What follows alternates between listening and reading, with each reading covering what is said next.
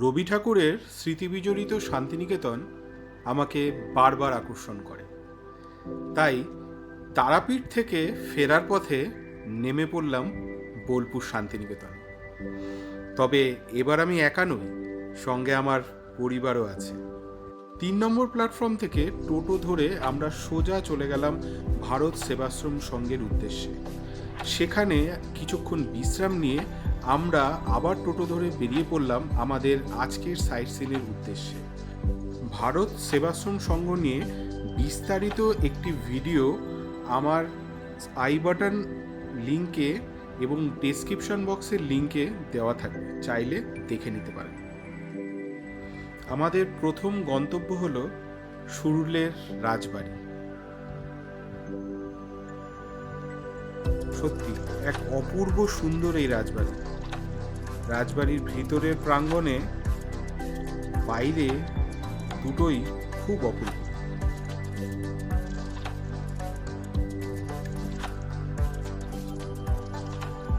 ভিতরের দিকে আপনারা দেখতে পাবেন নাট মন্দির সহকারে দুর্গা দালান। রাজপরিবারের উত্তরাধিকারীরা এখনো বাড়ির একটি অংশে থাকে। সামনের মন্দিরের টেরাকোটার খুব সুন্দর কাজ লক্ষণীয়।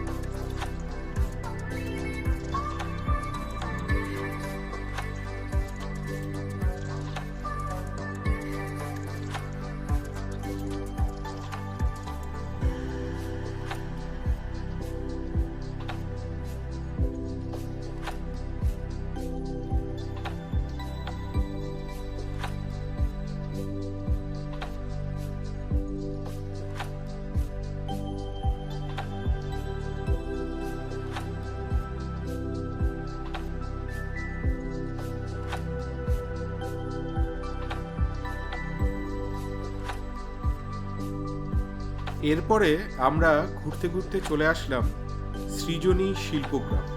সত্যি অসাধারণ, এক কথায় অনবদ্য শিল্পকলা এখানে আপনারা দেখতে পারবেন।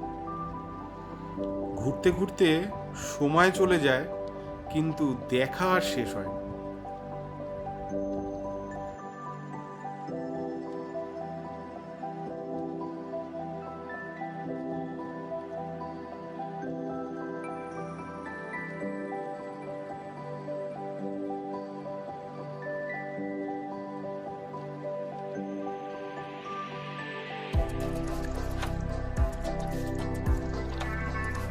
এখানে একবার প্রবেশ করলে ফিরে যেতে আর মনই চাইবে না। অসাধারণ সমস্ত শিল্পকাজ, শিল্পীর নিপুণ হাতে কি অসাধারণ শিল্প, না দেখলে সত্যি বিশ্বাস হয় না। দেখতে দেখতে দু চোখ জুড়িয়ে যায়।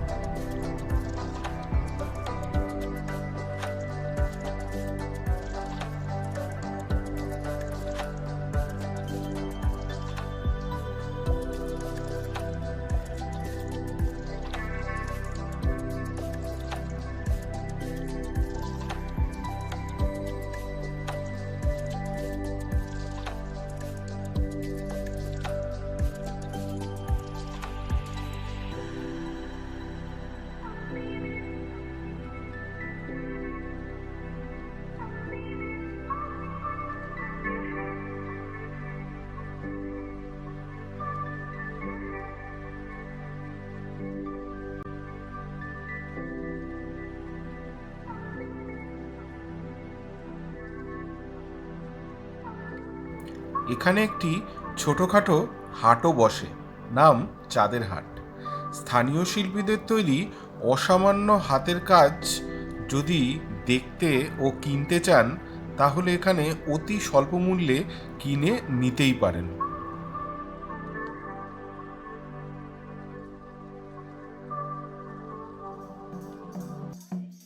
সঙ্গে বাউল গান আর আদিবাসীদের সঙ্গে নৃত্য তো আছেই। আপনার কোমরটা একটু হলেও নেচে উঠবে।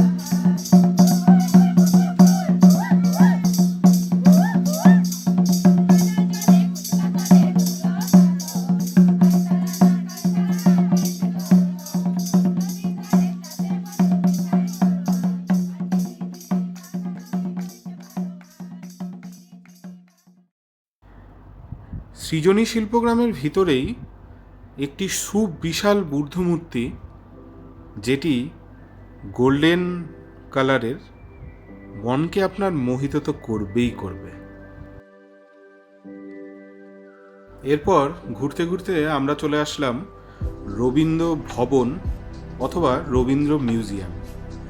এখানে ক্যামেরা নিয়ে ঢোকা একদমই নিষিদ্ধ, তবে ভিতরটা অসাধারণ লাগবে।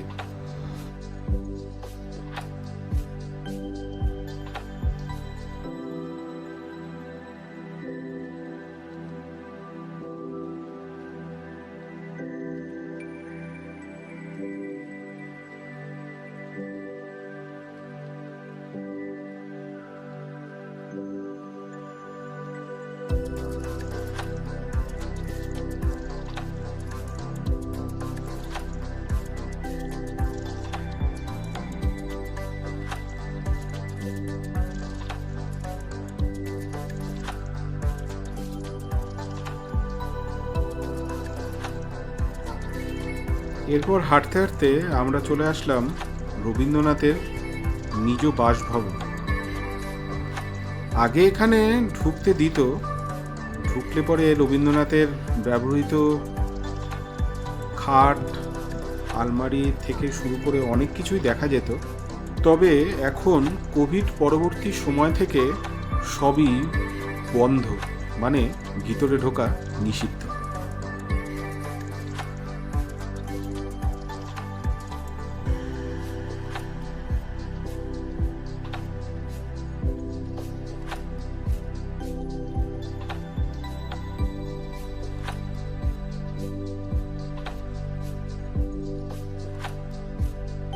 ঘুরতে ঘুরতে আমরা দেখে নিলাম রবি ঠাকুরের সেকেলে ব্যবহৃত গাড়িটিও। কি সুন্দর, এত সুন্দর করে যত্ন করে রাখা, সত্যি অভাবনীয়।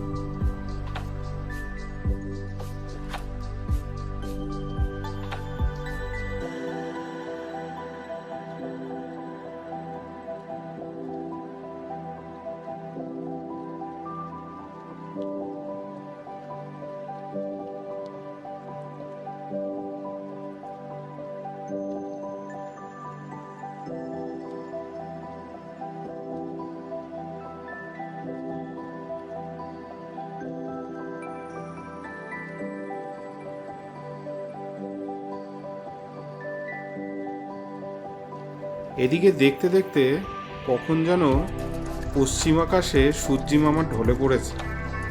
এবার তো ভারত সেবাশ্রম সঙ্গে ফেরার পালা।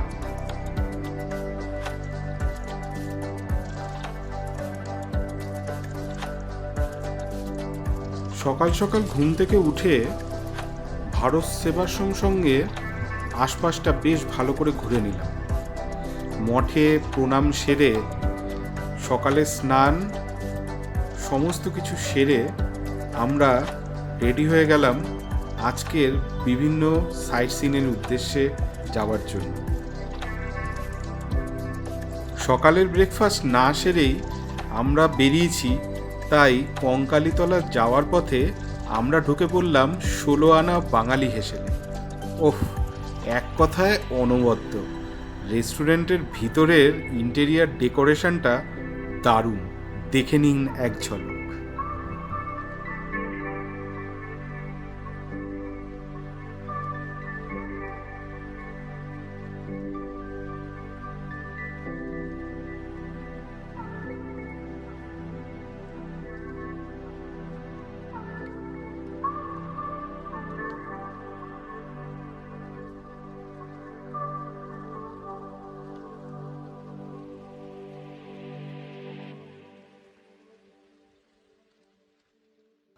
আমরা অর্ডার করেছিলাম গরম গরম ফুলকো লুচি আর সাদা আলুর তরকারি, আর সঙ্গে বাঙালির রসগোল্লা তো থাকছেই। এবার আমাদের প্রথম গন্তব্য কঙ্কালীতলায় পৌঁছে গেলাম। 51 পিঠের একটি পিঠ কিন্তু কঙ্কালীতলা। পুজোর জন্য সারা বছর খুব একটা ভিড় থাকে না, কিন্তু উৎসবের কারণে ভিড় যথেষ্ট হয়। আর এই সময়টাতে ভিড়টা বেশ ভালোই আছে, লম্বা লাইন দেখতে পেলাম।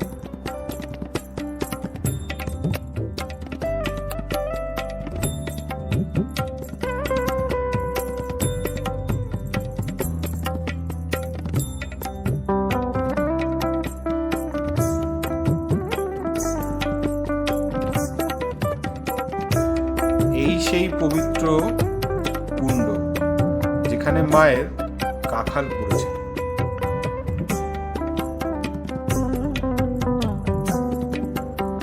বেশ অনেকটা সময় আমরা এখানে কাটিয়ে দিলাম।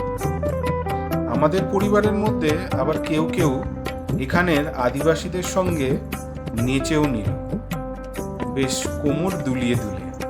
ওই যে দেখতে পাচ্ছেন আমার স্ত্রী হাত নাড়ছে, শালিও হাত নাড়ছে।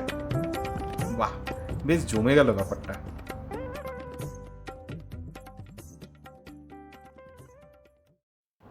এরপরে আমরা পৌঁছে গেলাম বল্লভপুর ডিয়ার পার্ক স্যাংচুয়ারিতে।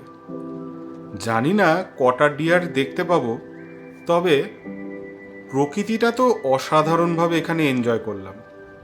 দু একটা ডিয়ার দেখা অবশ্যই ঠিক পাবো। চলুন দেখতে থাকি আগে।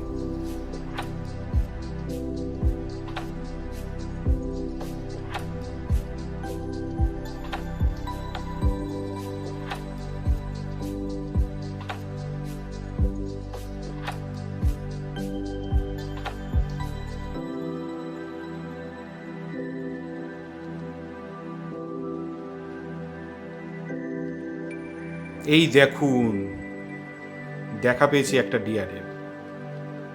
এতক্ষণে খুঁজে খুঁজে একটা দেখা ঠিকই পেয়েছি। দেখুন দেখুন কি করছে দেখুন।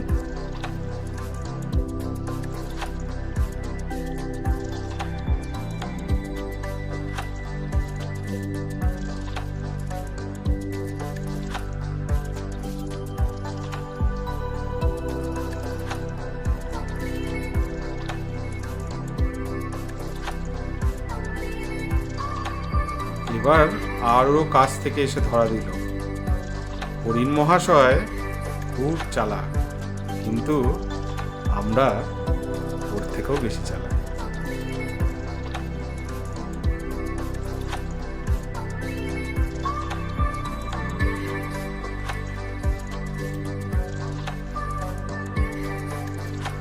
এবার আমরা পৌঁছে গেলাম আমার কুঠিরে। না না, আমার কিংবা আপনার কুঠির নয়, এটি একটি স্বাধীন সংস্থা যারা হ্যান্ডিক্রাফটের বিভিন্ন রকম প্রোডাক্ট বিক্রি করে এবং এখানে হ্যান্ডিক্রাফটের জিনিস নিজেরা কর্মীদের দ্বারা তৈরিও করায়। দেখে আসি চলুন। দুপুরে খিদের জ্বালায় পেটে টান পড়তেই চলে আসলাম আমার কুটির হেসেল ঘরে। ভিতরে ঢুকে উফ, জাস্ট স্তম্ভিত হয়ে গেলাম। দারুণ পরিবেশ, দারুণ অ্যাম্বিয়েন্স, পুরোটাই এয়ার কন্ডিশনড। এখানে খেতে আপনার বাঙালি হিসাবে গর্ব তো হবেই। কাঁসার থালায় সুন্দর করে সাজিয়ে গুছিয়ে যা দেয় না, উফ দারুণ। খাবারের কোয়ালিটি নিয়ে কোনো কথা হবে না বস, তবে একটু সময় লাগতে পারে আপনার, বসে থাকতে হতে পারে বেশ অনেকক্ষণ। দেখুন আমাদের খাবার সুন্দর করে সাজিয়ে আমাদের সামনে চলে এসছে। চলুন খাওয়া যাক তাহলে, আর দেরি কিসের। খাওয়া দাওয়া শেষ করে আমরা ঘুরতে ঘুরতে চলে আসলাম শান্তিনিকেতনে।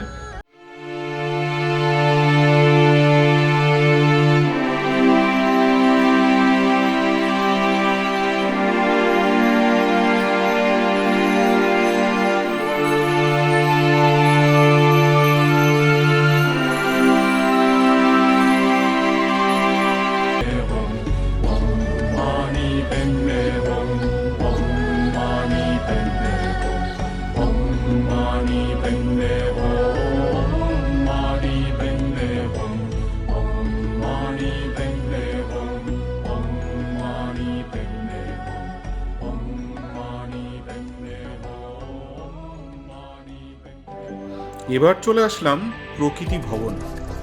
যদিও ভিতরে আর ঢুকিনি, বাইরে থেকেই দর্শন করে আমরা চললাম সোনাঝুরির হাটের উদ্দেশ্যে।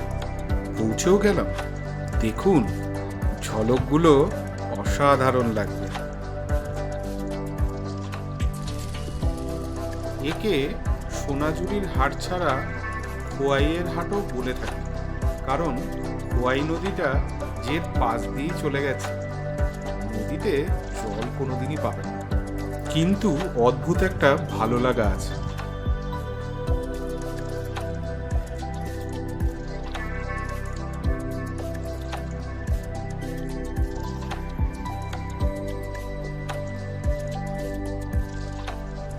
এখানে ঘুরতে ঘুরতে যে আপনার পকেট কিভাবে ফাঁকা হয়ে যাবে আপনি তা টেরই পাবেন, কারণ জিনিসগুলো এত সুন্দর। হস্তশিল্পেও মেলা বোধহয় সারা বাংলায় এত সুন্দর আর হয় না।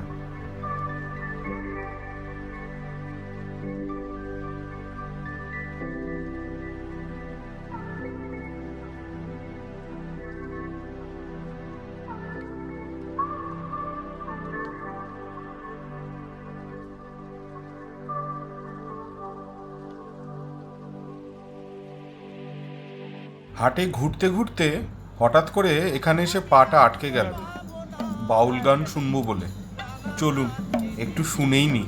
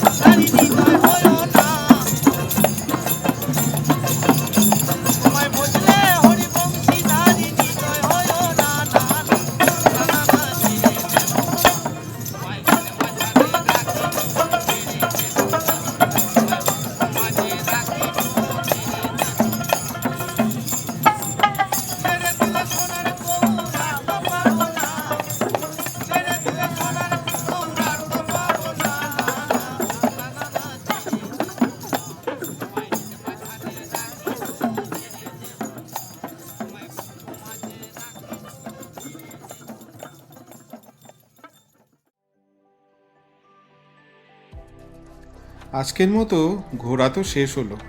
এবার আমাদের ফিরতে হবে ভারত সেবাশ্রম সংঘের দিকে। আর হ্যাঁ, আপনারা কিন্তু একটা কাজ করতে ভুলবেন না, লাইক কমেন্ট শেয়ার অবশ্যই করবেন, আর ভিডিওটা ভালো লাগলে চ্যানেলটিকে সাবস্ক্রাইবও করে দেবেন। ধন্যবাদ।